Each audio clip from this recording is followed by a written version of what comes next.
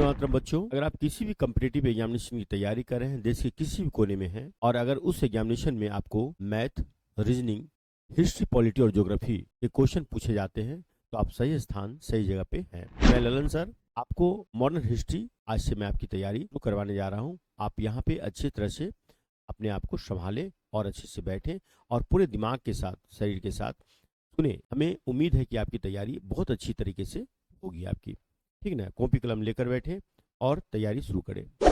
Examination में modern history का ही प्रश्न आते हैं और इस प्रश्न में, मॉडर्न हिस्ट्री के प्रश्न में आपके जो सिलेबस हैं उनमें है, आपको जो सिलेबस पढ़ाया जाएगा उसमें है आपका मुगल साम्राज्य का पतन, 18वीं सदी में भारतीय राज्य और समाज, यूरोपीय वस्तुओं का आरंभ, भारत में अंग्रेजों की विजयी, भारत में सरकार का ढांचा और ब्रिटिश साम्राज्य की आर्थिक नीतियां, प्रशासनिक संगठन और सामाजिक तथा सांस्कृतिक नीति, 19वीं सदी के पूर्वार्ध में सामाजिक और सांस्कृतिक जागरण, 1857 का विद्रोह, 1858 के बाद प्रशासनिक परिवर्तन, भारत और उसके पड़ोसी। ये मॉडर्न हिस्ट्री में जितने भी आपके टॉपिक्स हैं। इसके अलावा ब्रिटिश शासन का आर्थिक प्रभाव, नए भारत का विकास, राष्ट्रीय आंदोलन 1905, भारत के नए विकास 1858 के बाद धार्मिक और सामाजिक सुधार, राष्ट्रवाद, राष्ट्रवादी आंदोलन 1905 से 1918, स्वराज्य के लिए संघर्ष, ये सारे जो हैं आपके सिलेबस में हैं और ये सिलेबस आपके किसी भी कम्पिटिटिव एग्जामिनेशन में आपको इससे बाहर नहीं आएंगे।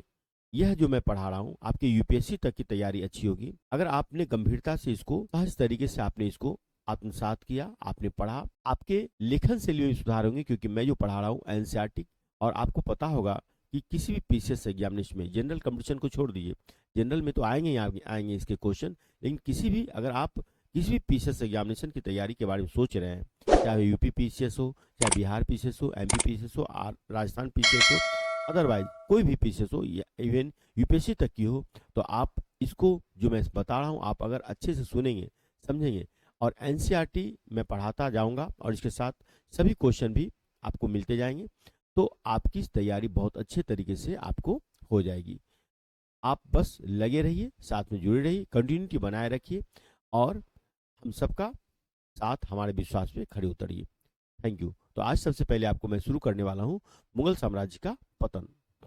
सबसे पहले मुगल साम्राज्य का पतन में, इसमें बहुत सारे क्वेश्चन हैं। मुगल साम्राज्य के बारे में जब भी हम जानेंगे तो हमें पता है, ये आपको भी पता होगा कि आपने अगर इतिहास के बारे में थोड़ा सा भी नॉलेज रखा होगा या आपने पढ़ा होगा तो आपको पता होगा कि सबसे पहले थोड़ा सा इंट्रो दे दे कैसे उसके बाद पतन में आ जाएंगे हम लोग। तो मुगल साम्राज्य के बारे में सबसे पहले हम जानेंगे कि हमारे मुगल साम्राज्य जो हमारे भारत में आया था, सबसे पहले वो आने वाले उनके साम्राज्य में जो नवाब बने थे पहले वो बाबर थे, उसके बाद हुमायूं थे, उसके बाद अकबर थे, उसके बाद जहांगीर थे, उसके बाद शाहजहां थे, उसके बाद औरंगजेब थे। यहाँ तक जो मुगल साम्राज्य के ये जो इनके वंशज जो चले, इनकी जो पीढ़ियां चली, ये इनको हम मिडावल हिस्ट्री में पढ़ेंगे, मध्यकालीन भारत में पढ़ेंगे। लेकिन इसके बाद की तैयारी जो हम करेंगे औरंगजेब की मृत्यु के बाद, यानी 1707 के बाद, इसके बाद हम पढ़ेंगे आधुनिक भारत में, और ये पढ़ेंगे हम मुगल साम्राज्य के पतन में। वंदे मातरम। नमस्ते साथियों, आज मैं आपके साथ शुरू कर रहा हूँ सबसे पहले मॉडर्न हिस्ट्री। मॉडर्न हिस्ट्री में सबसे पहले ये जो टॉपिक है मुगल साम्राज्य का पतन, मैं प्रारंभ कर रहा हूं। तो सबसे पहले मुगल साम्राज्य का पतन।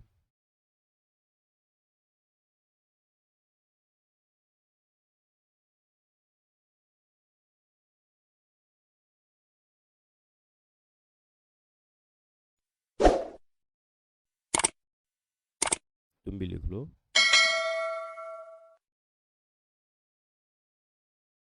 मुगल साम्राज्य का पतन। मुगल साम्राज्य का पतन में, मुगल साम्राज्य का पतन कब से माना जाता है? ये माना जाता है 1707 में, जब औरंगजेब की मृत्यु जाती है। औरंगजेब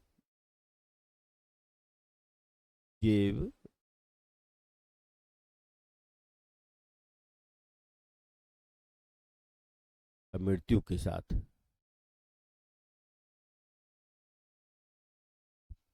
ठीक है, तो 1707 में औरंगजेब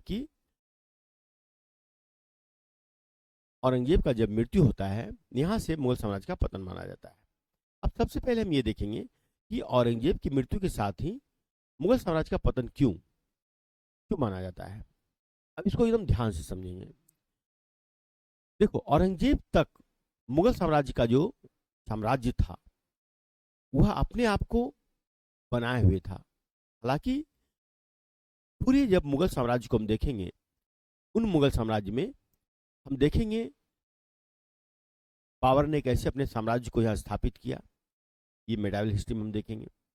फिर हम देखेंगे हुमायूं ने क्या स्ट्रगल किया देश में अपना साम्राज्य को स्थापित करने के लिए, बनाए रखने के लिए।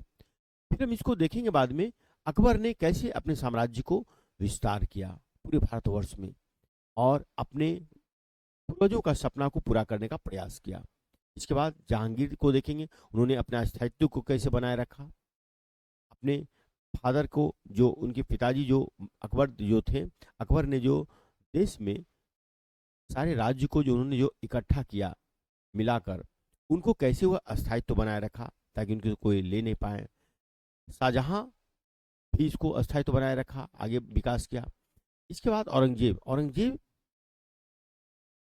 अपने सारे पूर्वजों में एक कट्टरवादी सुन्नी मुसलमान माना जाता था, क्योंकि इसकी माँ सुन्नी मुसलमान थी। मुस्लिम में दो जातियां मानी जाती है, शिया और सुन्नी। शिया और सुन्नी, तो औरंगजेब के पिता यानी शाहजहां जो थे वो शिया थे और उनकी माँ जो थी सुन्नी थी। उनकी माँ का प्रभाव इस पर बहुत ज्यादा पड़ा था, इस पर, औरंगजेब पर। और औरंगजेब इसीलिए सुन्नी मुसलमान थे, सुन्नी कट्टरवादी मुसलमान। तो इसीलिए वह अपने धर्म को यानी मुस्लिम धर्म को प्रचार प्रसार करने का पूरा प्रयास किया, एकदम अच्छे से पूरा प्रयास किया। भारत में मैक्सिमम लोगों को मुस्लिम धर्म मनाने के लिए उस पर दबाव दिया गया, कई यातनाएं दी गई। आप सिख साम्राज्य में देखिएगा, है ना, कि कई यातनाएं दी गई। तो इस तरह से औरंगजेब जो था धर्म के प्रति कट्टरवादी था। यही कारण था कि उनके साम्राज्य में पतन, हालांकि वह सारे सम्राटों में सबसे सशक्त सम्राट था, सबसे ज्यादा पढ़ा लिखा सम्राट था, लेकिन ये धार्मिक नीति जो उसकी थी, ये नीति उसको अपने इमेज खराब करने में पूरा सहयोग दिया। मतलब औरंगजेब और मुगल साम्राज्य के पतन में एक धार्मिक नीति जो है, जो देश से उसके साम्राज्य को पतन में ले जाने में पूरा सहयोग किया। समझ में आ रही है मेरी बात? एक बात तो ये हो गई। दूसरी बात ये हुई कि औरंगजेब पूरे भारतवर्ष को जीतना चाहता था। औरंगजेब के जो पूर्वज थे उत्तर भारत को तो जीत लिए थे, लेकिन दक्षिण भारत को कोई भी उनके पूर्वज जीत नहीं पाए थे। तो औरंगजेब को लगा कि उत्तर भारत जब हमारे पूर्वज सारा जीत लिए हैं तो पूरा भारतवर्ष हमारे अंदर में होना चाहिए। और इसको करने के लिए अपने अंदर में उसने क्या किया, उसने दक्षिण नीति अपनाई, साउथ पॉलिसी। और साउथ पॉलिसी को अपनाने के लिए अपने राजधानी से वह 25 वर्ष लगभग अपने राजधानी से अलग रहा और दक्षिण में आकर गढ़ जमाए रखा शिवाजी को परास्त करने के लिए। अगर उनको ये लगा कि शिवाजी को अगर हम परास्त कर देते हैं, दक्षिण में अपना साम्राज्य का विस्तार कर लेते हैं, तो फिर पूरा भारतवर्ष हमारे कब्जे में रहेगा। उनकी पॉलिसी गलत नहीं थी, उनका सोच गलत नहीं था, लेकिन उनके लिए उन्होंने जो किया है ना, कि 25 वर्ष तक अपने राजधानी से अलग रहना, ये उनके राजधानी के लिए, उनके राज्य के लिए, उनके साम्राज्य के लिए ये गलत साबित हुआ। क्योंकि हम लोग अपने देश में एक सिंपल सा कहावत है, हम लोग ऐसे सुनते हैं, कहावत सुने हैं, माली गेले घर जेने तेने हार। इसका मतलब क्या हुआ? इसका मतलब ये हुआ कि हम लोग जब खेत में, हम लोग जब किसानी से हम लोग बिलोंग्स करते हैं, हमारे खेत में जब काम करता है, हम लोग देखते हैं कि हम लोग जब तक वहाँ पर मालिक रहता है तब तक लोग अच्छे से काम करते हैं। मालिक हटा कि लोग लगा मालिक के लिए थोड़ा रिलैक्स कर सकते हैं। तो वो जब अपना राजधानी छोड़कर औरंगजेब दक्षिण में पूरी 25 वर्ष राजधानी को बिल्कुल छोड़ के 25 वर्ष लगभग दक्षिण में रहा, शिवाजी को खत्म करने के लिए, मराठा को समाप्त करने के लिए, और कर भी नहीं पाया वो। और इसमें वह अपने राजधानी को छोड़ दिया। राजधानी में, उनके राजधानी में जो भी उनसे वैमनस्य के भाव रखते थे, जो उनसे ईर्ष्या करते थे, सामंत, जो पदाधिकारी उनसे घृणा करते थे, जो अपने फायदे के लिए, अपने छोटे सामंत जो थे, अपने छोटे प्रशासनिक पदाधिकारी जो थे, जो उनसे ईर्ष्या करते थे, जिनको लगता था कि वो उनके डर से जो दबे हुए थे, कुछ नहीं बोल पाते थे उनके सामने, उनके जाने के बाद उनकी धीरे धीरे हौसला हिम्मत बढ़ने लगी। उनको लगा कि अब मैं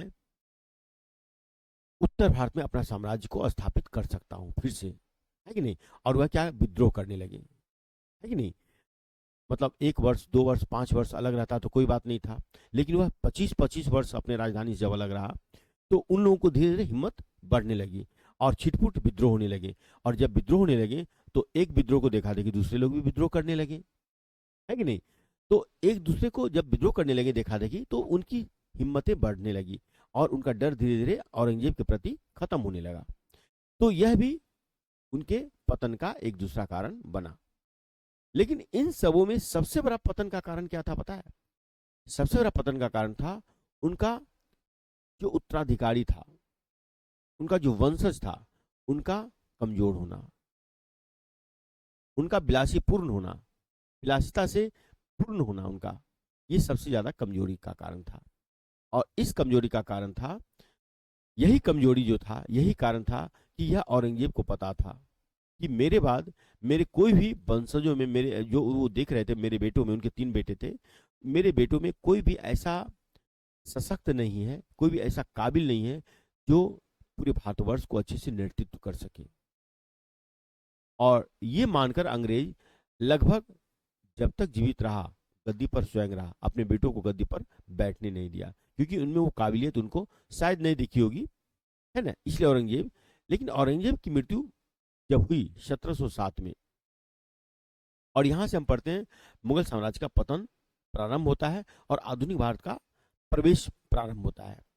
तो होता क्या है? होता ये है कि औरंगजेब की मृत्यु के बाद जितने भी उनके नीतियां थी, जितने भी उनकी पॉलिसी थी, उन पॉलिसी को उनके जो वंशज थे, उनके जो उत्तराधिकारी थे, उनको जो लगा कि ये गलत है, उनको धीरे धीरे समाप्त करने लगे।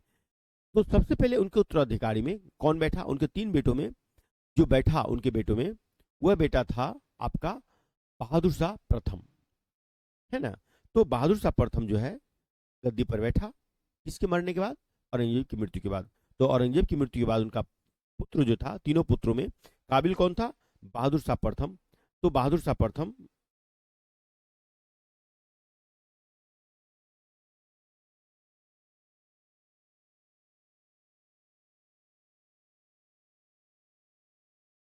बहादुर शाह प्रथम औरंगजेब की मृत्यु के बाद गद्दी पर बैठा। अब देखो, बहादुर शाह प्रथम हालांकि आपस में औरंगजेब की मृत्यु के बाद तीनों भाइयों में आपस में गद्दी के लिए झगड़े हुए। हर भाई एक दूसरे को मारना चाहता था, आंतरिक विद्रोह इसको कहते हैं, आंतरिक विद्रोह शुरू हो गया। और हर भाई एक दूसरे को नीचा दिखाना चाहता था गद्दी को प्राप्त करने के लिए।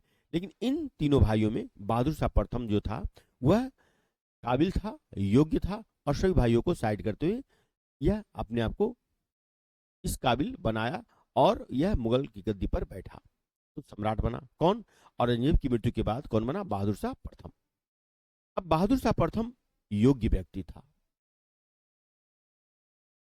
इसीलिए इन्होंने जब गद्दी पर बैठा तो सबसे पहले उन्होंने क्या किया कि जो जो पॉलिसीज थी, जो जो नीतियां थी औरंगजेब की, उन नीतियों को, जो लगा कि इस नीतियों के कारण हमारा राज्य बहुत दिन तक, आगे बहुत लंबे समय तक नहीं रह पाएगा, यह सोचकर उन्होंने क्या किया कि उन नीतियों को समाप्त करने का प्रयास किया। लेकिन पूरी तरह से नहीं कर पाया हुआ। अब उन नीतियों में सबसे पहले उन्होंने क्या किया? उन्होंने सबसे पहले किया कि जैसे जितने भी हिंदू राज्य थे, जैसे हिंदू राज्य में जितने हिंदू राज्य थे, जितने हिंदू राजा थे, उनको मिलाने का प्रयास किया इन्होंने, है ना। जैसे आमेर का था जय सिंह। आमेर का कौन था? आमेर का था, आमेर का था जय सिंह।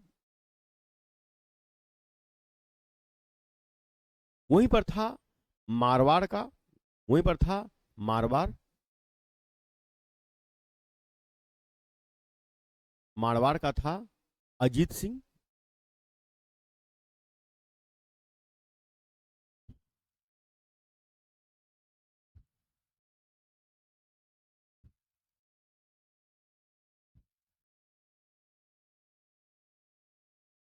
अजीत सिंह था।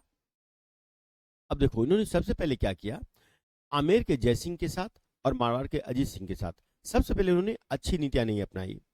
जो औरंगजेब ने किया था नीतियां, वही नीतियां इन दोनों के साथ अपनाई। उन्होंने क्या किया, दोनों को उनके राज्य से बेदखल कर दिया। आमेर कहाँ है, राजस्थान में है। मारवाड़ भी कहाँ है, राजस्थान में है। इन दोनों को, जय सिंह को और अजीत सिंह को, अपने उनके उनके राज्य से उनको बेदखल कर दिया।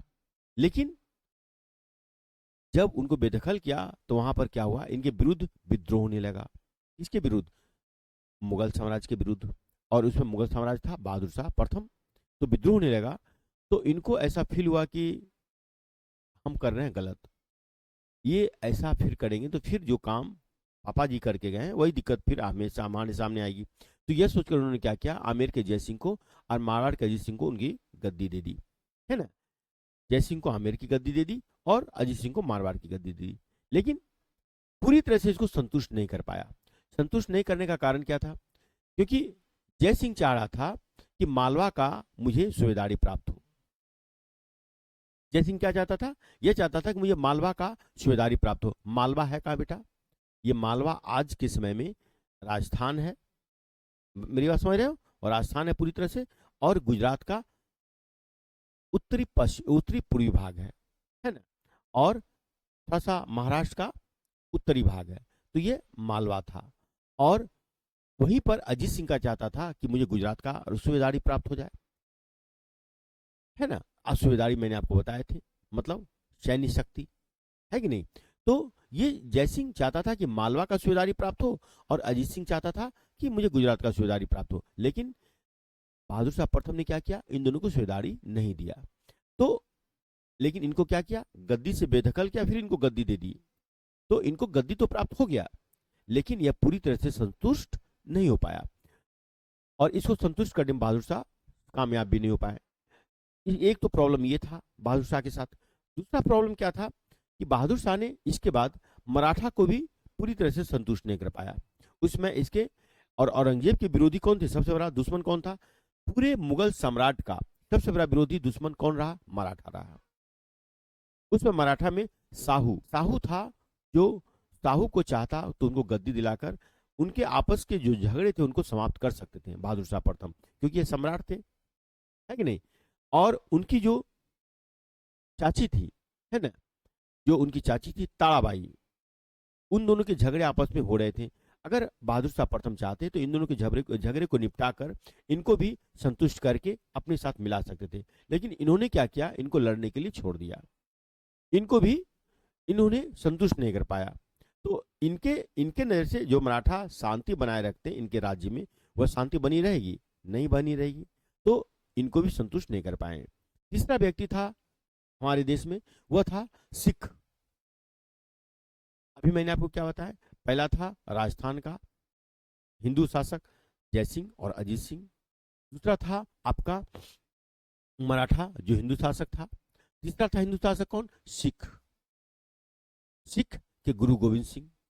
गुरु गोविंद सिंह को इन्होंने प्रयास पूरा किया कि संतुष्ट कर पाए, और कर भी दिया संतुष्ट।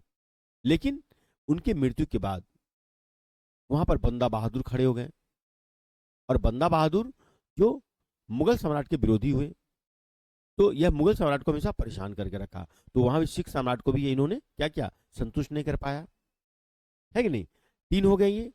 चौथा हो गया उनके छत्रसाल, बुंदेला का छत्रसाल, एक ये था, और एक थे जाट था। तो इन दोनों को भी इन्होंने मिलाने का प्रयास किया, इनको मिलाकर रखा इन्होंने, है ना। अब जाट का था कौन, चिरावन सिंह था उसमें, जाट का चिरावन सिंह और बुंदेला का छत्रसाल। तो इनको मिलाकर रखने का प्रयास किया। मेरा कहने का मतलब सिर्फ इतना है कि औरंगजेब की मृत्यु के बाद ये जो बहादुर शाह प्रथम जो गद्दी पर बैठे, उसमें उनके राज्य में जो हिंदू राजा थे, उन हिंदू राजा को इनको जो मिलाकर रखना चाहिए वह ये मिला नहीं पाए।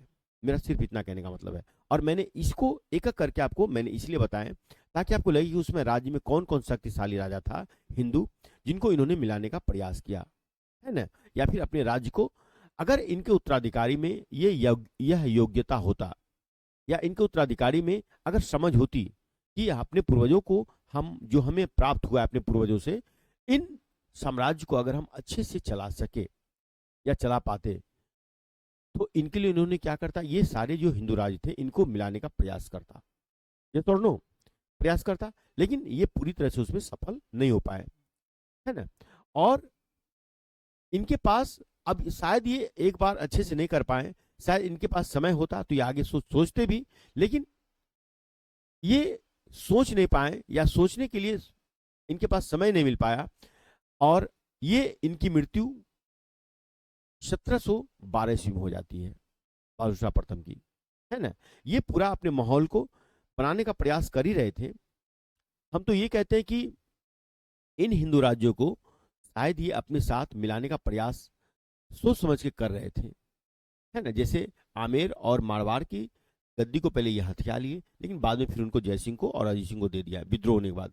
तो ये शायद समझ पाए इससे कि अगर हम ये कार्य करते हैं तो फिर वही विद्रोह होगा जो हमारे पिताजी औरंगजेब के समय में हुआ। लेकिन ये समझे और इसको फिर गद्दी दे दिया वापस। लेकिन शायद ये आगे और शायद समझ पाते, इनके पास समय होता तो, कि हमको अजीत सिंह को और जय सिंह को वह जो सुबेदारी उनको चाहिए उनको दे देना चाहिए, ताकि ये पूरी तरह से सेटिस्फाइड हो जाए, संतुष्ट हो जाए, और हमारे राज्य में कोई बाधा कम से कम राजस्थान की तरफ से नहीं आए, है कि नहीं। उसी तरह से सिख जो आज पंजाब में है उनको भी पूरी तरह से संतुष्ट कर पाते, लेकिन नहीं कर पाए। उसी तरह से मराठा को, ताराबाई को और शाहू को, अगर दोनों का जो प्रॉब्लम था उस प्रॉब्लम को ये सॉल्व कर देते एक सम्राट होने के नाते, तो क्या होता, तो शायद वो शांति से मराठा रह पाते, और जब मराठा शांति से रह पाते तो इनका राज्य में शांति बनी रहती, है कि नहीं। लेकिन यह भी वो नहीं कर पाए। मराठा एक चीज से और परेशान था, यह चौथ और सरदेशमुखी चाहते थे। अब देखो चौथ क्या था और सरदेशमुखी क्या था, ये हम आपको बताएंगे। चौथ क्या था, पहले ये देख लो। मराठा जो था वो चाहते थे, मराठा चाहते थे कि हमें जो है चौथ और सरदेशमुखी प्राप्त हो। क्या, चौथ, चौथ और क्या, सरदेशमुखी, और सरदेशमुखी, सरदेशमुखी। अब देखो बेटा ये क्या था, चौथ क्या था, चौथ था मराठा साम्राज्य के अंदर में जितने भी राज्य थे, मेरी बात समझ रहे हो ना, मराठा साम्राज्य के अंदर में मराठा जिन राज्यों को अपने अधिकार क्षेत्र मानते थे, कहने का मतलब ये हुआ, उससे चाहते थे चौथ के रूप में, मतलब चौथ मतलब एक चौथाई हिस्सा, टैक्स का एक चौथाई हिस्सा हमें मिलना चाहिए, ये मराठा चाहते थे, मेरी बात समझ रहे हो ना। और मराठा का उस समय लगभग उत्तर भारत पर भी और दक्षिण भारत में भी अच्छा खासा प्रभाव था, इसे हम इग्नोर नहीं कर सकते, इसको हम मतलब नजरअंदाज नहीं कर सकते हम। तो मराठा चाहता था कि जितने भी राज्य हमारे अधिकार क्षेत्र में हैं उनसे हमें चौथ प्राप्त हो, समझ आ गई मेरी बात। और चौथ क्या होता था, चौथ होता था उनके अधिकार क्षेत्र का जितने भी राज्य थे उनसे टैक्स का, जो भी टैक्स जाता था किसको, मुगल साम्राज्य को, उस टैक्स का एक चौथाई भाग, चौथ का मतलब टैक्स का क्या, एक चौथाई भाग, ठीक है ना। जैसे मान लो 1 रुपया अगर टैक्स के रूप में होता है, ठीक है ना, तो उसका 25 पैसा किसको मिलना चाहिए, मराठा को, इसको कहते हैं चौथ, मेरे समझ जाइए। और सरदेशमुखी क्या था बेटा, सरदेशमुखी था यह अपने आप को, वह जो साम्राज्य था, वह जो राज्य था उस पर जिन पर इनका अधिकार क्षेत्र था बना हुआ, सरदेशमुखी मतलब उनका ये अपने आप को प्रमुख मानते थे, और प्रमुख मानने के लिए और प्रमुख होने के कारण इनका मानना था कि वहां का 10% टैक्स मुझे मिलना चाहिए। कितना, 10%। तो सरदेशमुखी यही था कि 10% टैक्स हमें मिलना चाहिए, सरदेशमुखी होने के कारण मतलब उनका शीर्ष होने के कारण, मेरी बात समझ में आ गई। चौथ और सरदेशमुखी क्या था, तो मराठा यह चाहते थे कि मुझे ये मिलना चाहिए। अब बहादुर शाह प्रथम ने क्या किया, ना तो मराठा को उनके राज्यों में शांति बनाए रख पाया, बनाने के लिए कुछ कार्य किए, ताकि साहू और ताराबाई के बीच में जो उनकी आंटी थी, जो राज्य में अपने प्रभाव के लिए, राज्य में अपने आधिपत्य के लिए जो झगड़े कर रहे थे आपस में, उसको ना तो शांत करवा पाए, और ना तो उनको चौथ और सरदेशमुखी दे पाए। तो इससे मराठा भी इससे नाखुश था, है कि नहीं। अब मैं एक उदाहरण देता हूं, आपको समझ में आ जाएगी ये बात। अगर एक घर में 4 बेटा और पिताजी हैं, ठीक है ना, एक घर में 4 बेटा और पिताजी हैं, और पिताजी अगर घर में शांति आपको बनाए रखना है तो आपको चारों बेटा को उनके जो प्रॉब्लम्स हैं उन प्रॉब्लम को सॉल्व करना पड़ेगा आपको। हो सकता है किसी को पढ़ने के लिए कहीं जाना पड़े, उसको पैसा देना है। हो सकता है कोई किसानी करना चाहता हो सकता है कोई बिजनेस करना चाहता हो सकता है कोई चाहता हो कि मैं कोई और बिजनेस करूंगा। जब आप चारों बेटा का प्रॉब्लम सॉल्व करेंगे तब तो घर में शांति बनी रहेगी। और अगर आप प्रॉब्लम नहीं सॉल्व करेंगे, सबको लड़ने के लिए छोड़ देंगे आपस में, तो आपके घर में शांति बनी रहेगी? नहीं बनी रहेगी। वही स्थिति उसमें देश में था कि बहादुर शाह एक सम्राट होने के नाते, सम्राट मतलब क्या, देश का प्रधानमंत्री, है कि नहीं, सम्राट होने के नाते इनको पूरे देश में शांति बनाए रखना चाहिए। लेकिन देश में जो जो भी हिंदू राज्य थे, जैसे राजस्थान में आपका था आपका अजीत सिंह, उसमें जय सिंह महत्वपूर्ण राजा था वो, है कि नहीं। आपका महाराष्ट्र में मद्रास में कौन था, मराठा था, है कि नहीं। तमिलनाडु तक भी उसका फैलाव था, कर्नाटक तक फैलाव था विस्तार, उत्तर प्रदेश इलाहाबाद तक फैलाव था, इनका प्रभाव था इनका। तो मराठा एक बहुत बड़ी शक्ति थी उसमें, उनको भी शांत नहीं कर पाया।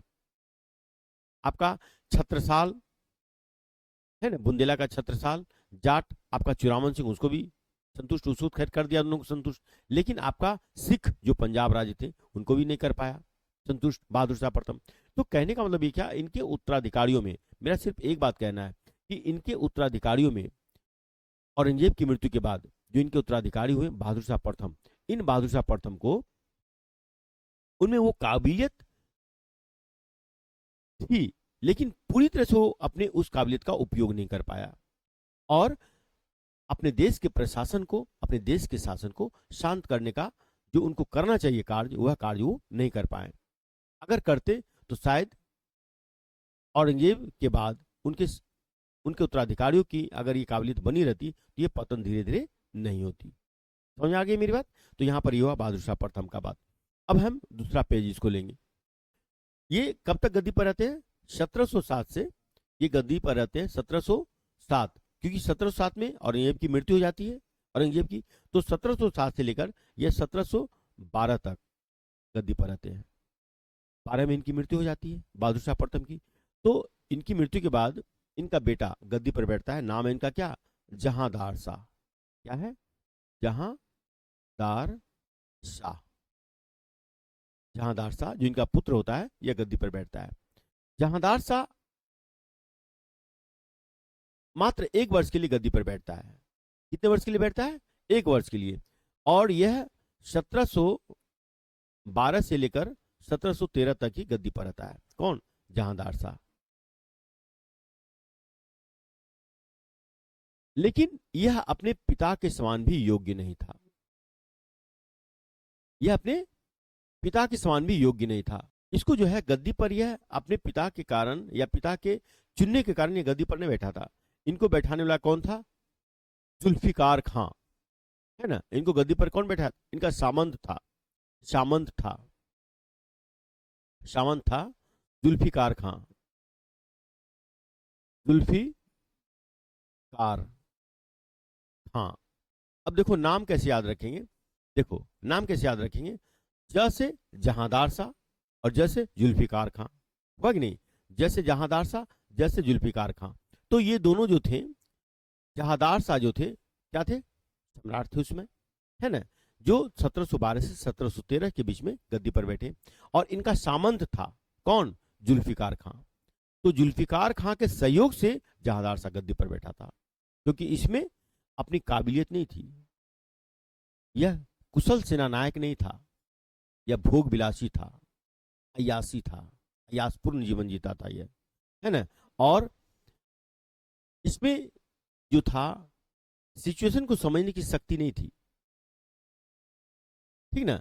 अब विलासी था तो सिचुएशन को क्या समझेगा, कर्मठ नहीं था, कार्य करने वाला नहीं था, है ना, नेतृत्व करने वाला नहीं था, नेतृत्व शक्ति इसमें नहीं थी। सबसे बड़ी बात है इसमें सेल्फ रिस्पेक्ट का भावना इसमें नहीं था, किसी को भी बेइज्जती कर देता था कहीं भी, समझ आया ना। इस प्रवृत्ति का जहांदार शाह था। तो जहांदार शाह को गद्दी पर कौन बैठा था, जुल्फिकार खां। जुल्फिकार खां जब गद्दी पर बैठा तो जुल्फिकार खां को लगा कि अगर शासन में सम्राट सशक्त ना हो तो साम्राज्य खत्म हो जाएगा। तो जो गलती इन्होंने देखा कि जो गलती बहादुर शाह प्रथम ने किया, जुल्फिकार खां चाहता था वह गलती दोबारा नहीं हो और उस गलती को सुधारने का प्रयास किया।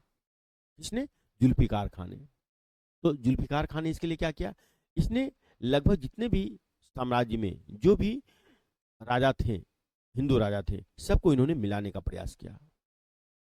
तो सबसे पहले क्या किया, अजीत सिंह को महाराजा की उपाधि दिलवाया जहांदार शाह से। बोला कि देखिए सर, वो जो है आपसे नाराज है ना, तो उसको क्या करना चाहिए, महाराज की उपाधि। लेकिन जहांदार साहब बोला नहीं नहीं, ये सब काम नहीं होगा, है ना, ये सब काम नहीं करेंगे भैया। तो बोला तो कैसे आप साम्राज्य को कैसे चलाइएगा, अगर आप सबको संतुष्ट नहीं कीजिएगा तो साम्राज्य कैसे चलेगा, ये बताइए। ये तो विद्रोह करते रहेंगे, फिर जो गलतियां बहादुर शाह प्रथम ने किया वही गलतियां हम लोग करेंगे फिर। तो बोला और कुछ बोलो, बोला और कुछ, तब ये इनको चाहिए आपका गुजरात का सूबेदारी चाहिए। बोला हाँ ये दे दो, है ना। तो गुजरात का सूबेदारी दे दिया, किसको, अजीत सिंह को। तो अजीत सिंह को गुजरात का सूबेदारी मिल गया, तो बहुत हद तक वो संतुष्ट हो गया। और जय सिंह को जो था आपका मालवा का सूबेदारी मिल गया, है ना। तो जय सिंह को मालवा का सूबेदारी मिल गया और इसको गुजरात की सूबेदारी मिल गई। समझ आ गया मेरी बात। ये दोनों को दे दिया और ये दोनों को देने के बाद एक संतुष्ट तो हो गया, ये पूरी तरह से नहीं हुआ लेकिन फिर भी हद तक संतुष्ट हो गया। नहीं, सूबेदारी दोनों को प्राप्त हो गया, राज्य उनका था ही, सूबेदारी मिल गया, इसको ये हो गया। अब जो है मराठा को ताराबाई को और ये जो साहू, जो दोनों युद्ध में आपस में मिले हुए थे, युद्ध आंतरिक हो रहा था, इनको शांत करने का प्रयास किया। और इन्होंने इनको क्या किया कि बोला कि ठीक है आपको चौथ और सरदेशमुखी मिलेगा, है कि नहीं। तो इनको चौथ और सरदेशमुखी देने का प्रयास किया। इनके बाद ये सभी सोच ही रहे थे, इनकी एक साल में मृत्यु हो जाती है जहांदार शाह का, समझ गए ना। और जुल्फिकार खां से और भी सामंत जो थे वो जलने लगे थे कि भैया ये जो है राजा पर अपना दबाव बनाकर रख रहा है, समझा गई मेरी बात ना। तो जुल्फिकार खां से जलने लगे थे और अन्य सामंत जो थे। तो जहांदार शाह गद्दी से जब इनकी मृत्यु हो गई तो जुल्फिकार खां जो था इनका सामंती, इनका खत्म होने लगा। अब जहांदार शाह जब मरा तो इसके बाद फर्रुखसियर जो था इनका वंशज में, फर्रुखसियर को गद्दी पर लाने वाला कौन था, फर्रुखसियर को गद्दी पर लाने वाला था सैयद बंधु।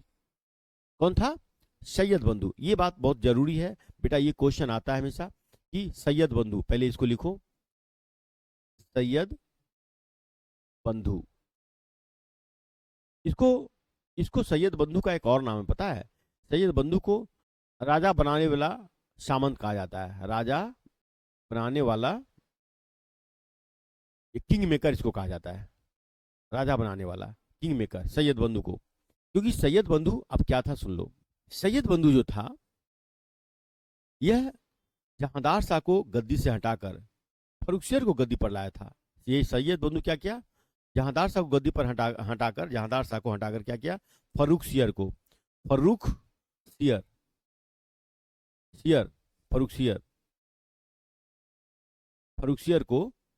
गद्दी पर बैठाया। तो जहांदार शाह जहां 1712 से 1713 ईस्वी तक गद्दी पर रहा, वहीं पर 1713 से 1719 तक कौन गद्दी पर रहा, फर्रुखसियर रहा। समझ आ गई मेरी बात। तो 1713 से 1719 तक कौन गद्दी पर रहा, फर्रुखसियर रहा। फर्रुखसियर में भी वो सारी क्वालिटी नहीं थी जो सम्राट को होना चाहिए, सम्राट में जो होनी चाहिए क्वालिटी वो फर्रुखसियर में भी नहीं थी। फर्रुखसियर भी अगर चाहता, मतलब इसके वंशज में अगर फर्रुखसियर भी अगर चाहता तो उसमें स्थितियों को संभाल सकता था, लेकिन इसमें भी वो क्वालिटी नहीं थी। उन्होंने क्या किया, इसको गद्दी पर बैठाने वाले जो सैयद बंधु थे है ना। ये भी विलासी प्रवृत्ति का व्यक्ति था और इसमें सेल्फ रिस्पेक्ट की भावना नहीं थी। किसी को भी कुछ बोल देता था, बेइज्जती कर देता था, जलील करता था। और सबसे बड़ी कमी इसमें क्या था कि जिसने इनको गद्दी पर बैठाया उसी के प्रति संदेह करना प्रारंभ कर दिया। ये मतलब अन्य सामंत अगर इसको उस्का रहा है पीछे से कि सर आपको सैयद बंधु गद्दी पर बैठाया। सैयद बंधु मतलब दो भाई था, एक था अब्दुल्ला खां और दूसरा था सैयद अली, है ना, अली। तो ये याद रखना, सैयद बंधु में दोनों भाई का नाम लिख लो क्योंकि ये बहुत जरूरी है, ये क्वेश्चन आते हैं। एक था सैयद बंधु में अब्दुल्ला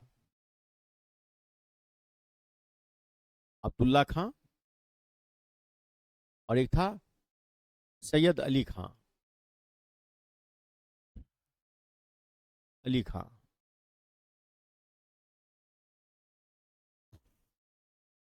जब इसको गद्दी पर बैठाया तो अब्दुल्ला खां को इन्होंने वजीर का पद भी दिया। अब्दुल्ला खां को कौन सा पद भी दिया? वजीर का। और सैयद अली खां को जो था वह अ,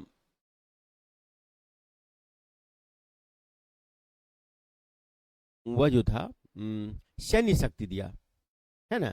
तो अब्दुल्ला खां को जो वजीर का पद जो दिया, वो वजीर का पद क्या था? एडमिनिस्ट्रेशन विभाग, प्रशासनिक विभाग, है ना, व्यवस्था बना कर रखे प्रशासन में, यह अब्दुल्ला खां को था। और सैयद अली खां जो था मीरबख्श। अब्दुल्ला खां को जो पद दिया था, अब्दुल्ला खां का जो पद दिया था वह था, अब्दुल्ला खां किस पद पे गया?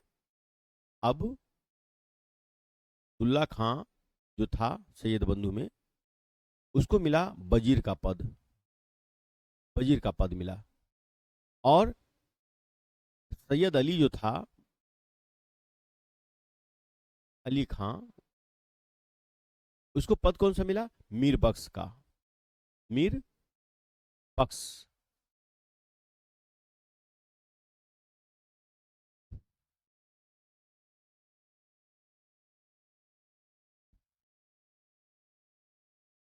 मीर बख्श का पद मिला। अब देखो वजीर का पद जो था बेटा, ये जो वजीर का पद था ये एडमिनिस्ट्रेशन से संबंधित था, प्रशासनिक विभाग से संबंधित था, ठीक ना, है ना। ये मंत्री का पद था। किस राज्य से संधि करनी है, किस राज्य से जंग करना है, किससे संबंध बनाकर रखना है, यह काम किसका था? अब्दुल्ला खां का। वजीर का पद था, मंत्री का पद, है ना, मतलब। और ये सैयद अली जो था मीर बख्श का पद इसको प्राप्त हुआ। मीर बख्श मतलब सेना का प्रमुख। कौन था? मीर बख्श। दोनों भाई थे, है ना। अब जब सोचो ये दोनों भाई, जिसको सैयद बंधु कुल मिलाकर कहते कहा जाता था, इसको क्या क्या कहा जाता था? इसको सैयद बंधु, है ना, सैयद बंधु। बंधु मतलब क्या होता है? भाई होता है कि नहीं होता है ना। ये सैयद बंधु। तो ये दोनों जो भाई मिलकर फर्रुखियत को जो गद्दी पर बैठाया था, इनको राजा बनाने वाला शासक के रूप में जाना जाता है, सामंत के रूप में जाना जाता है, इसलिए इसको किंग मेकर कहते हैं।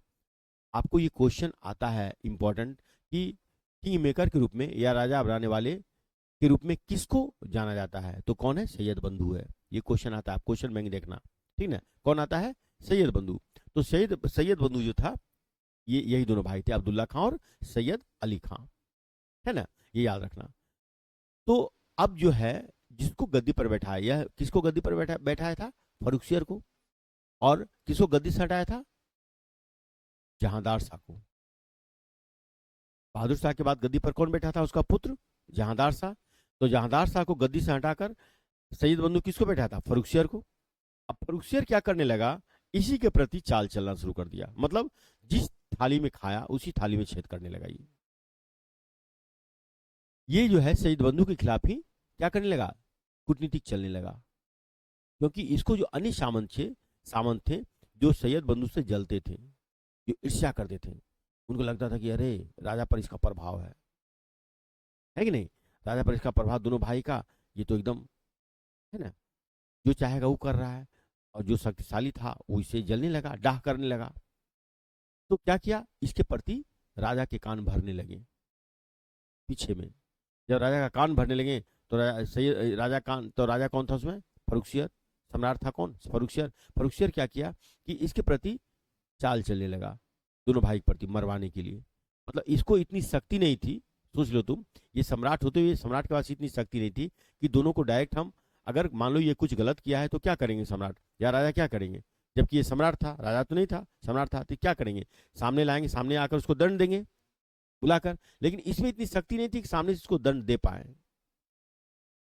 तो क्या किया, चाल चलने लगा, इसको पीछे से कूटनीतिक चलने लगा मरवाने के लिए। ये दोनों भाइयों को पता चल गया। क्या पता चल गया, क्या क्या? इन्होंने सैयद बंधु को ही मरवा, इन्होंने क्या किया, फरुखशर को ही मरवा दिया। इनके पास इतनी शक्ति थी तो इन्होंने क्या किया, दोनों भाई सैयद बंधु क्या किया, दोनों अब्दुल्ला खान और सैयद अली खान क्या किया मिलके, क्योंकि एक तरफ इसके एक भाई के पास क्या था, एडमिनिस्ट्रेशन का पावर था कि नहीं था, एडमिनिस्ट्रेशन उसके अंदर में था, और दूसरा भाई के अंदर में क्या था, सैन्य शक्ति थी, सैन्य शक्ति थी उसके पास। तो दोनों मिलकर क्या किया, फरुखशर को ही मरवा दिया, समझ गया ना? और यह क्या किया, इसके बाद जितने भी हिंदू राजा थे, ये दोनों भाई पूरा दिमाग से समझा कि अगर इनको ये लग गया कि अभी जितने भी औरंगजेब के उत्तराधिकारी हैं सभी में वो पावर नहीं, वो शक्ति नहीं जो देश को संभाल पाए, तो देश को संभालने के लिए एक सशक्त व्यक्ति को होना जरूरी है। और इनके सामने कोई सशक्त व्यक्ति दिख नहीं रहा था, तो इनको खुद लगा कि तब मुझे ही देश को संभालना पड़ेगा। ये सैयद बंधु के दिमाग में आया। और इसके साथ क्या लगा इनको कि अगर मुझे संभालना है इस देश को, अगर इस राज्य को संभालना है ना, तो हमें क्या करना पड़ेगा, मुगल सम्राट को स्थापित करके रखना पड़ेगा। और इसको अगर रखना है तो हमें क्या करना पड़ेगा, जितने भी इसके अधीनस्थ राजा हैं, हिंदू राजा खास करके, उसको क्या करना पड़ेगा, उसको मिला के रखना पड़ेगा। ये अच्छी तरह समझने लगे थे। और इसके लिए उन्होंने क्या किया, सबसे पहले आमेर के जयसिंह को, जिसको मालवा का वजीर नियुक्त किया गया था, और उनको एक पद दे दिया, है ना। जयसिंह को एक पद दिया गया, उस पद का नाम क्या रखा, उस पद का नाम रखा गया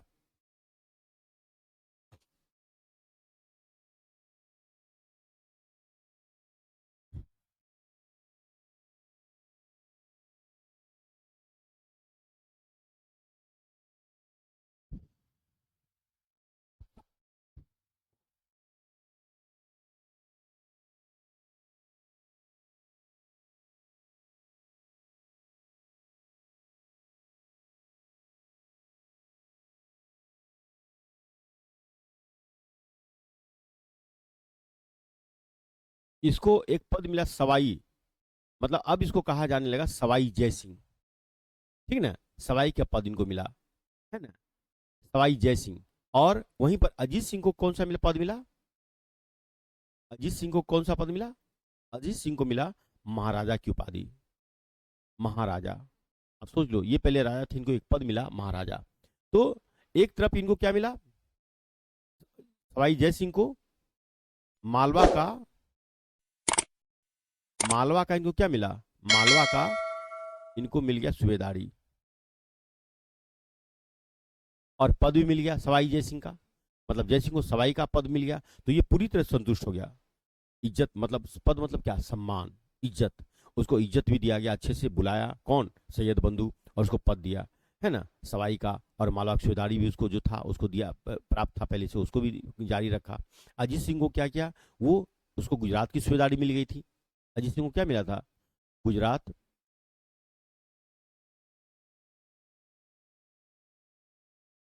गुजरात की सूबेदारी मिली। एक सेकेंड,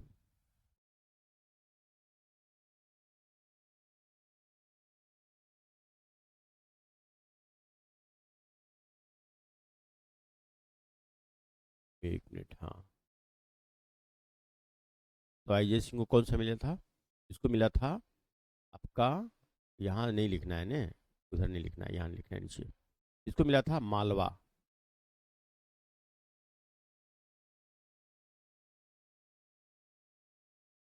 और अजीत सिंह को क्या मिला था,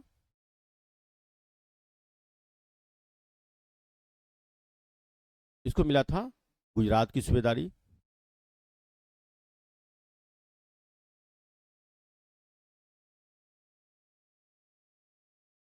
और इसके साथ इसको एक पद मिला था महाराजा, है कि नहीं। अब देखो, इसको जो चाहिए दोनों को मिल गया, इनको जो चाहिए दोनों को मिल गया, एक सम्मान भी मिला और सम्मान मिला और इनकम का जरिया मिल गया जो ये चाहते थे। अब तुमको सोचो, तुम जहां पर जो चाहते हो अगर तुमको मिल जाए तो तुम फिर विरोध करोगे? नहीं करोगे। तो इनको सम्मान भी मिला, उनको एक प्रतिष्ठा मिली, जयसिंह को सवाई जयसिंह कहा जाने लगा, सवाई की प्रतिष्ठा मिली और उनको मालवा की सुधार भी प्राप्त हो गई थी, है कि नहीं? इनकम ऑफ जरिया मिल गया था, मालवा जो चाहता था उनको मिल गया। और दूसरा, अजीत सिंह को महाराजा की उपाधि मिली और गुजरात की सुधारी मिल गई। तो एक तरफ इनको ये मिल जाने से इन दोनों की तरफ से अब संकट का प्रॉब्लम, मतलब संकट जो आने वाला था वो खत्म हो गया और मिल भी गया इनके साथ, मतलब किसी भी युद्ध में ये इनके साथ रहने के लिए तैयार थे, सैयद बंधु के साथ। तो इनकी शक्ति बढ़ गई कि नहीं बढ़ गई? बढ़ गई इनकी, मतलब अब इनके तरफ से एक तो विद्रोह नहीं होगा और विद्रोह भी नहीं करेंगे, और दूसरा युद्ध में कहीं भी युद्ध करना पड़े इनके सपोर्ट में अपना सेना भेज देंगे। तो एक शक्ति इनका बढ़ा कि नहीं? तो सैयद बंधु की शक्ति बढ़ गई। अब जो एक तो ये हो गया, राजस्थान प्रॉब्लम खत्म, खत्म, गुजरात से प्रॉब्लम खत्म। अब बचा कौन? मराठा, महाराष्ट्र। मराठा का प्रभाव कहाँ था? इलाहाबाद, बिहार, बंगाल, है ना, आपका महाराष्ट्र, आपका कर्नाटका, है नहीं, तमिलनाडु। तो यहां पर मराठा का जो प्रभाव था, मराठा को भी क्या किया उन्होंने? साहू को चौथ और सरदेशमुखी दे दिया और उनको राजा मान लिया। समझा रहे मेरी बात ने? तो साहू को जो चौथ और सरदेशमुखी दे दिया और उनको राजा मान लिया, तो वहां पर भी क्या हुआ? प्रॉब्लम खत्म हो गया। साहू इनको किसी भी युद्ध में, साहू ने स्वीकार किया कि आपका, आपके साथ मेरा सपोर्ट है और आप अगर कोई भी अगर आप पर आक्रमण करता है तो हमारी सेना आपके साथ हमेशा रहेगी, खड़ी मिलेगी आपको, आप चिंता मत कीजिए। तो एक सपोर्ट मिल गया, विद्रोह भी खत्म, सपोर्ट भी मिल गया। तो इसकी शक्ति बढ़ गई कि नहीं? शहीद बंधु की बढ़ गई। अब देखो, शहीद बंधु की शक्ति बढ़ गई, यहां पर ये हो गया। और छत्रसाल और ये चुरावन सिंह तो पहले से जाट, और ये बुंदेला तो पहले इसके साथ सपोर्ट में था ही, है ना। हाँ, एक सिख का बंदा बहादुर इसके सपोर्ट में नहीं आया। बंदा बहादुर हमेशा संघर्ष करता रहा। समझ आ गई मेरी बात? तो एक सिख को छोड़कर ये बाकी राज्यों को अपने में मिलाने का प्रयास किया। ये कौन? सैयद बंधु। सैयद बंधु एक काम और किया बेटा, इन्होंने क्या किया इंपॉर्टेंट, ये जो था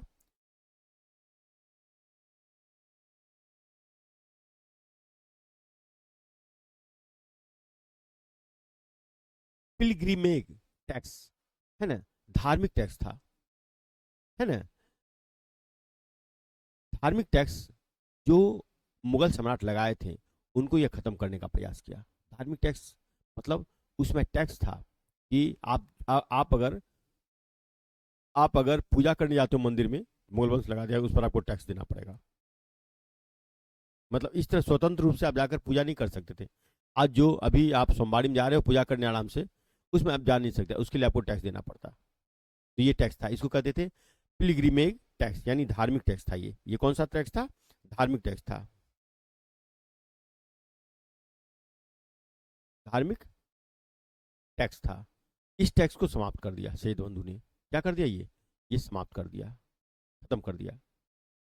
तो हिंदू का दिल जीतने का काम किया शहीद बंधु, किया कि नहीं किया? दूसरा और काम किया, एक था जजिया टैक्स। जजिया, ये सब याद, ये टैक्स क्या है आपको अच्छे से एग्जाम में आते हैं। जजिया टैक्स, जजिया टैक्स का मतलब क्या होता है बेटा पता है? जजिया टैक्स का मतलब होता है कि आप अगर हिंदू हो, मतलब मुस्लिम से अलग धर्म वाले जो भी थे, चाहे हिंदू हो या मराठा हो या आपका जाट हो, है ना, या आपका सिख हो, है कि नहीं, ये सब अलग अलग धर्म के थे। तो आप जो भी हिंदू मतलब मुस्लिम छोड़ के आप अपने धर्म को मान नहीं सकते थे। अगर मानना है तो आपको टैक्स देना पड़ेगा। इस टैक्स को कहते थे जजिया टैक्स। मतलब आप अपने धर्म को मानने के लिए आपको टैक्स देना पड़ेगा। गैर, इसको कह सकते हैं कि गैर हिंदू को, मतलब गैर मुस्लिम को ये टैक्स दिया जाता, देना पड़ता था, जजिया टैक्स, अपने धर्म को मानने के लिए। समझ रहे हैं ना? तो इस टैक्स को भी क्या किया उन्होंने? खत्म कर दिया। किसने? शहीद बंधु ने। ये हिंदुओं का दिल जीतने के लिए ऐसा किया, नहीं ताकि वो हमारे सपोर्ट में खड़े रहें और हिंदू को ऐसा लगे कि नहीं ये जो है ये हमारे जैसे लोग हैं, ये मुस्लिम भले हैं लेकिन ये हमारे से लोग हैं, हमारी भावनाओं को समझते हैं, तभी तो इनके साथ में रहेंगे, विद्रोह नहीं करेंगे। तो ये काम भी किया किसने? शहीद बंधु ने किया। अब ये सब काम इन्होंने किया। तो और एक और इसके साथ क्या हुआ? फर्रुखसियर जो था इसके प्रति, जो इसके खिलाफ ही जो कूटनीति चलने लगा था, चाल चलने लगा था, है ना, तो दरबारी क्या हुआ, दरबार में क्या हुआ, षड्यंत्र बनने लगा, नहीं बनने लगा, तो षड्यंत्र से भरने लगा दरबार। तो इन्होंने क्या किया, फर्रुखसियर को मरवा दिया। कौन, शहीद बंधु ने।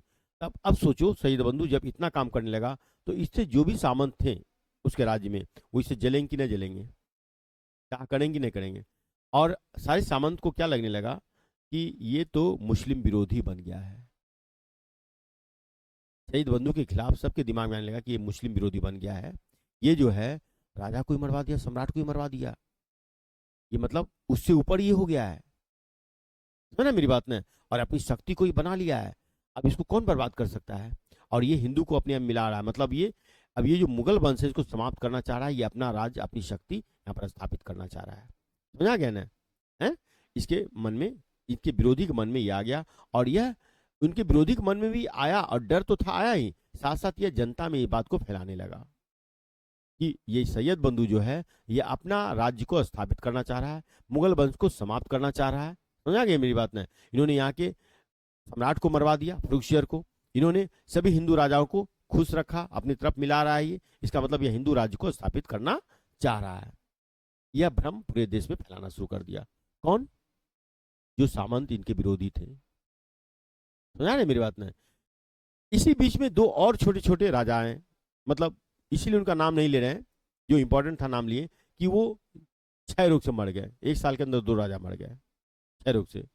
बैठाया कौन, यही सैयद बंधु, है ना। तब सैयद बंधु ने फिर इसके बाद जब दो राजा मर गए क्षय रोग से, है ना, कोई पिलिया से मर गया, कोई चेचक से मर गया, है ना, तो इस तरह से मर गया दो राजा, जिसके बाद इन्होंने मोहम्मद शाह को गद्दी पर बैठाया। किसको, मोहम्मद शाह को।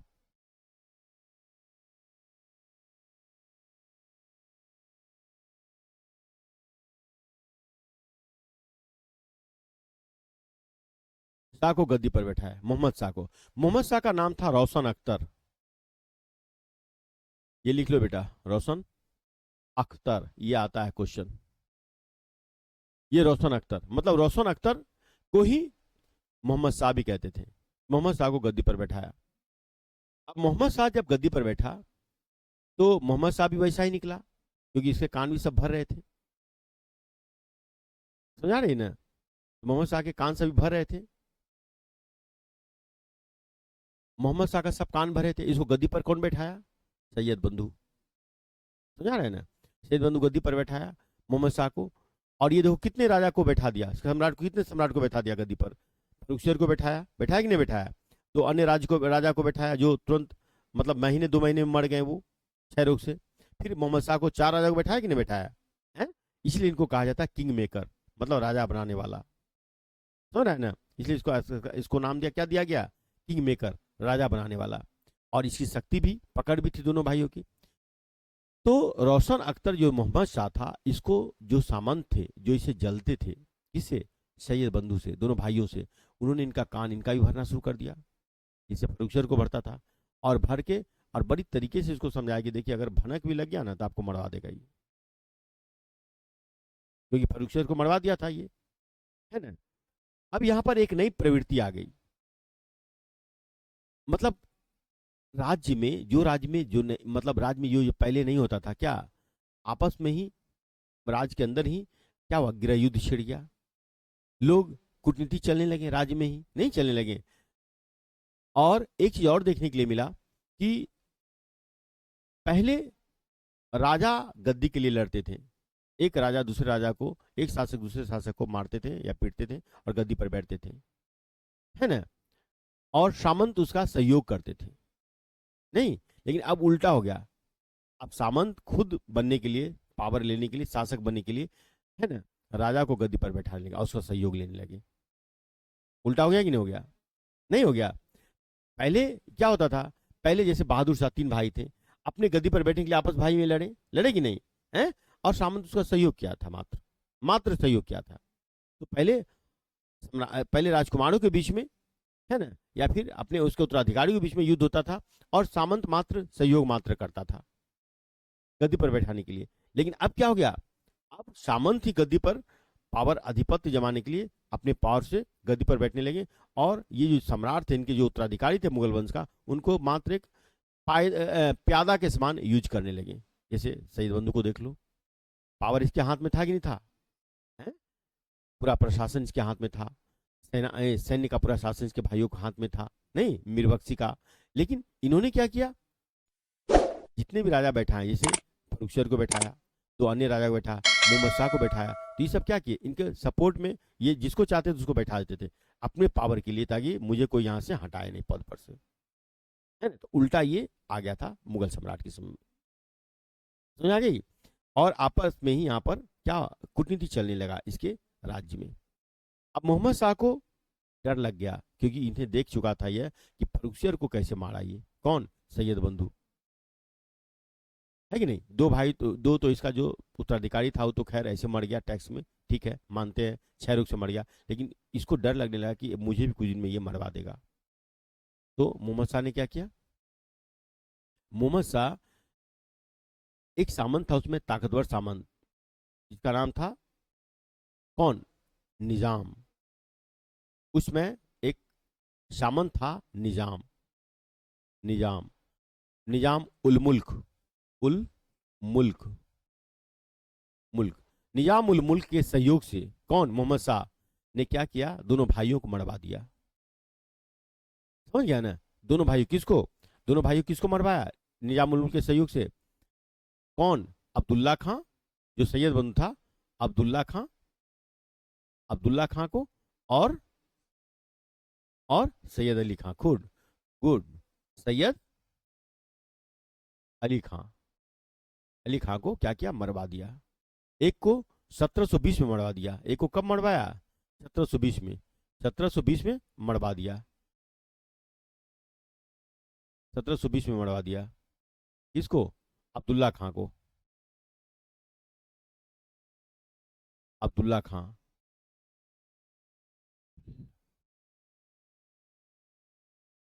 अब्दुल्ला खां को 1720 में मरवा दिया। और सैयद अली खां को क्या किया, 1722 में मरवा दिया।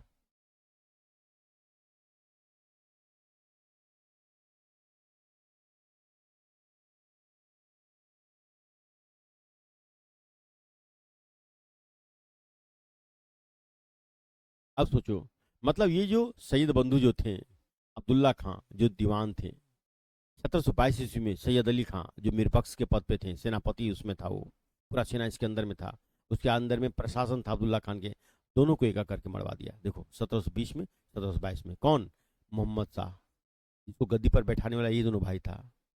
और किससे मरवाया, निजाम उल मुल्क से, ये निजाम उल मुल्क है ना, निजाम उल मुल्क को मरवा दिया, है ना, दोनों भाइयों को। यह भी एक सामंत था जो इससे ईर्ष्या करता था सैयद बंधु से, समझ रहे ना। तो इस तरह से मोहम्मद शाह ने क्या किया, अपने आप को अस्टे करने के लिए दोनों भाइयों से जो डरा हुआ था यह, इसको क्या किया, मरवा दिया। समझ गया ना। तो आज यहीं तक, ठीक है, फिर इसके आगे कल से शुरू करेंगे मोहम्मद शाह ने क्या क्या किया, फिर उसके बाद आगे राज्य में पतन के लिए क्या क्या हुए। तो आज मैंने आपको जो पढ़ाया बच्चों, मुगल साम्राज्य के पतन में, कि मुगल साम्राज्य के पतन, जो औरंगजेब अंतिम जो थे शासक, एक सशक्त शासक था, 1707 ईस्वी में जिसकी मृत्यु होती है, उसके बाद इनके जो उत्तराधिकारी थे, उत्तराधिकारी जैसे बहादुर शाह प्रथम, जैसे जहांदार शाह, जैसे फर्रुखसियर, फिर इसके बाद जो दो और अन्य शासक बने जो क्षय रोग से मर गए, फिर इसके बाद मोहम्मद शाह। तो इन सब ने क्या क्या किया मुगल सम्राट को अस्टे करने के लिए, है ना। और क्या क्या इनके जो बैठाने वाले थे सामंत, है ना, जैसे आप एक तरफ से देखेंगे जो मैंने बताया आपको, कौन, जुल्फिकार खां, सैयद बंधु और निजाम उल मुल्क, है ना, ये सारे ने इनका क्या सहयोग दिया इनको, या किस तरह से राज को चलाने में सहयोग दिया, देश को चलाने में सहयोग दिया। इस तरह से अगर आप पूरी स्थितियों को देखेंगे, समझेंगे तरीके से, तो आपको पता चलेगा कि दो चीजें गहराई से आपको देखने के लिए मिलेगी। पहली ये कि इनके उत्तराधिकारियों में, मुगल सम्राट के जो उत्तराधिकारी थे, इनके उत्तराधिकारियों में अपने पूर्वजों की तरह सशक्त शक्ति नहीं थी, यह दूरदर्शी नहीं था, यह विलासी था, भोगविलासी प्रवृत्ति का था, है ना, यह महत्वाकांक्षी नहीं था, है ना, यह बुद्धि विवेक वाला व्यक्ति नहीं था, इसलिए अपने राज्य को संभाल नहीं पाया। ये आपको देखने के लिए मिलेगा। दूसरी चीज ये देखने के लिए मिलेगा कि पहले राज्य में जो सम्राट होते थे वह आपस में युद्ध करते थे गद्दी को प्राप्त करने के लिए, और सहयोग करता था सामंत। लेकिन अब उल्टा हो गया था। अब सामंत अपने पावर को बनाए रखने के लिए युद्ध करता था, और राजा सम्राट जो होता था यह सहयोग करता था। उल्टा हो गया, मतलब सम्राटों की शक्ति अब छिन्न होने लगी, है कि नहीं। इसके बाद आपको एक चीज और देखने के लिए मिलेगा कि अंत मतलब इसके राज्य में ही अंदर में ही क्या होने लगा, आपस में क्या होने लगा, अंतर में ही ये क्या कहते हैं उसको, एक दूसरे के प्रति नीतियां कूटनीतियां चलने लगी, नहीं, बर्बाद करने के लिए। तो इसको कहते हैं गृह युद्ध। अंदर में ही क्या होने लगा, एक दूसरे को बर्बाद करने के लिए कूटनीति चलने लगी, है ना। ये अच्छी बात, एक स्वस्थ प्रशासन के लिए अच्छी बात नहीं थी। और यहाँ से आपको देखने के लिए मिलेगा औरंगजेब के पतन के बाद कि धीरे धीरे पतन की ओर जाने लगा। किसका, मुगल सम्राट। तो आप समझ में आ गई होगी कि मुगल सम्राट का पतन कैसे होने लगा। अब अगले क्लास में आपको बताएंगे हम कि मुगल मोहम्मद शाह जो है यह कैसे अपने साम्राज्य को ले गया आगे, और इसके बाद आगे बताएंगे आपको कि कैसे कैसे फिर और पतन इसका होता गया। ठीक है, तो आज के लिए यहीं तक। जय हिंद, जय भारत।